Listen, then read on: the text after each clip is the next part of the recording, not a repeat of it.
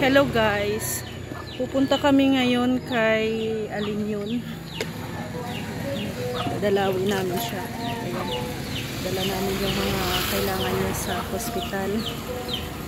Tapos susunod din si Kuya Brooks. Susunduin niya si Hana.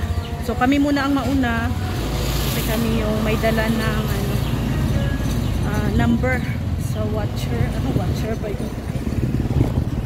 Kasi limitado lang ang makapasok doon sa loob. So tara, samahan niyo po kami at ating kamustahin si Baby Ali sa hospital. Hope and pray na okay na yung laboratory test ni Baby Ali para makalabas na po siya bukas. No? Thank you po sa mga nagdarasal sa health ni Baby Ali. Thank you po.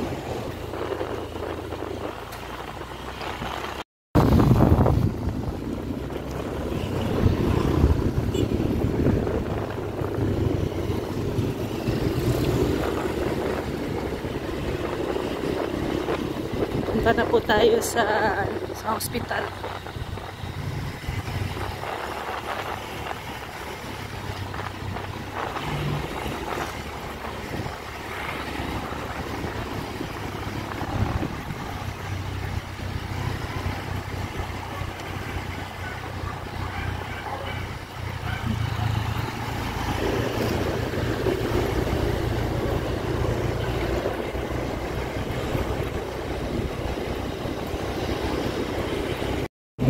Ayan o, dito yung Diocese Church. Magandang church din po ito. Cathedral Church of the Most Holy Trinity. Malapit na po tayo sa hospital. Ito din po yung school, Montessori School. Montessori school din po dito.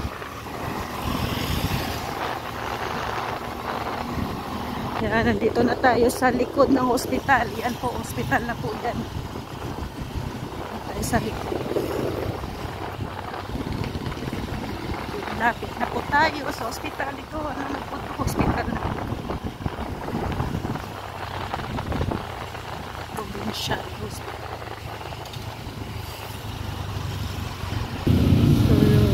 Dito na tayo. Ayan, provincial na po tayo. Nasa provincial.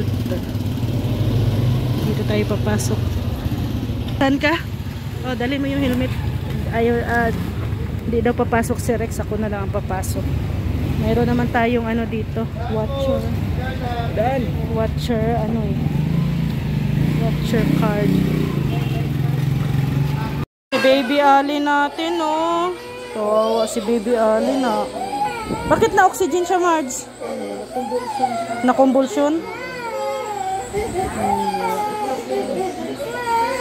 Pupunta si Ate Hana mamaya. Punta Ate Hana. Kawawa naman si Baby natin. Kawawa man Baby.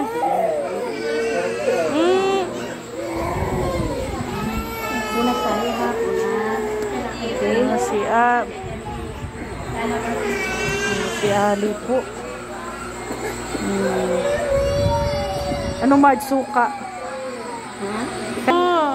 Ninong nasa labas si Ninong. Wawa naman Baby natin. Oy. Malagnat nga siya, oh. May wala din siya Marge, mga pintal. If ever baka may dengue or wala naman. Wala pa naman. Natin hanapan natin tawa-tawa, no? Papahanapan ko kay Rex tawa-tawa bukas.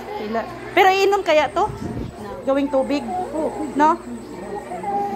Tawa-tawa. Kasi para din ay sa dinggi baga. Ha? Puro convulsion dito. Hindi, walang tae niya. Okay naman. Normal. Hindi pa nakatain. Kaya nga, kailangan. Hindi pa nga. Wait lang, anak. Si Ali natin, oh. Ayos dito. Ayos dito.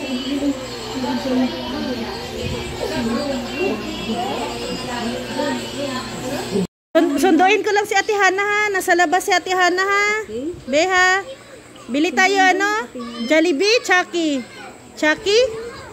Oh, sige bili si Ninang ha. Si Ali. Susunduin ko muna sila sa labas. Ayan, nandyan na si Kuya Brooks. So yan guys, dito na tayo sa labas ng hospital. Ayun si Rex. Nakita mo sila Kuya Brooks? Nandun? Ang layo ng ikot. Ang layo ng ikot ng exit ay. So, hanapin natin sila Kuya Brooks. Kasi ibibigay na natin tong number. Gate pass. Wala pa, hindi kasi pwedeng makapasok. Walang gate pass.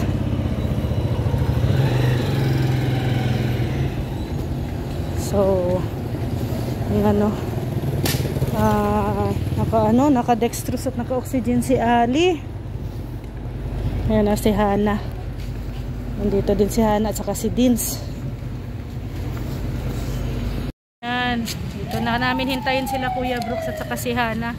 Kawawa si Ali. Naka-oxygen. Tapos may dextrose. Ano? Findings? Wala pa namang findings pero minomonitor lang yung lagnat niya. Ongoing pa yung... Mataas yung kanyang lagnat, tapos may ubo parang. Ongoing pa yung yung laboratory. Observation saka... Oo. Nagpa-laboratory na. Nag-x-ray na daw sila kanina para makita yung sa likod. Kasi may ubo. So yun, mainit pa rin ang nasa 37, 38. So dapat maging normal. Wawa, umiyak na siya nung umalis ako. Nung nakita ko siya ay nahawa ko kay Ali kasi naka-oxygen. Kasi nga daw na-convulsion. Pag nahihirapan huminga. Oo, kailangan pag na-convulsion kasi syempre yung oxygen sa utak baga. So, pray po natin si Ali na maging okay at para makalabas na din siya sa hospital. Then ang gusto ni Hana ililipat sa sa semi-private. Pero sabi ko kausapin niya na lang si Kuya Brooks, sila na lang mag-usap tungkol doon.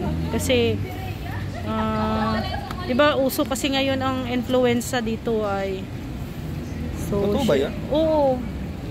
Uso kasi yung influenza, so sa klima siguro yan. Oo. Ang hawa-hawa, hawa-hawa ang sakit. So, yun. Kung okay naman yung suggestion ni Hana, ililipat sa semi-private para at least maano din yung ma-focusan or mas maalagaan, no? So, pero depende yan kay Kuya Brooks.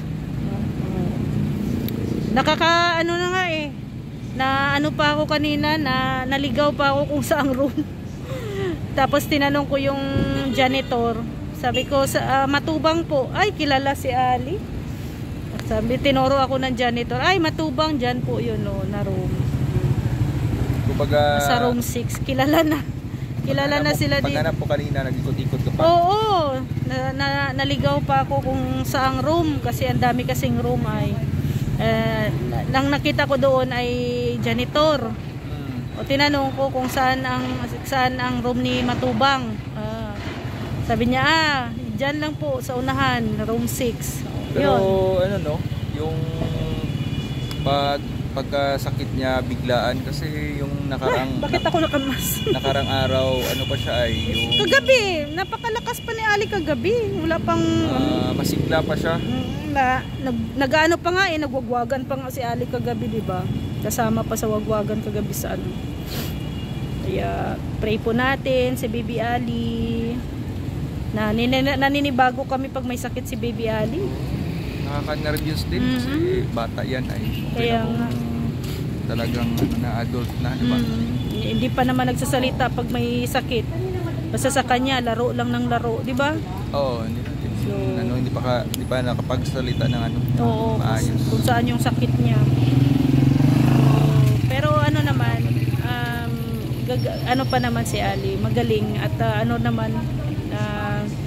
active, no? Yung active pa rin si Ali kahit may sakit yan, ay active yan. Pero grabe, naligaw din ako paglabas. ang layo na ng exit. Iba na yung entrance, iba na yung exit. Dito yung exit na sa likod. So, yun na po ang update kay Baby Ali. Maraming salamat po sa inyong lahat. Sa mga nagpe-pray para sa health ni Baby Ali, maraming salamat po. Sa mga nagpapaabot po ng tulong for Baby Ali, i-PM nyo na lang po si Kuya Brooks, no? Maraming salamat po sa inyong suporta, no? Thank you po talaga at sa inyong pagmamahal po sa kay Baby Ali. So maraming salamat. Nandun po si Hana at saka si Dins at saka si Kuya Brooks sa loob. Ayan. Then kumbaga yung passes limitado lang.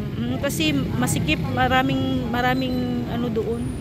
Maraming mga na-admit din po doon ng mga bata. So limitado lang sa room. Malipat siya sa semi-ward o semi-private. Semi-private para kasi kung sa yung tawag na public.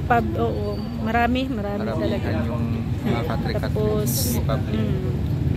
Tama, hindi masyadong crowded pag semi. So thank you po. God bless po sa ating lahat. At yan, abang-abang na lang po sa mga updates. No? Hopefully at maging okay na, maging stable na yung temperature ni Baby Ali. So maraming salamat. God bless. Good night everyone. Ingat palagi.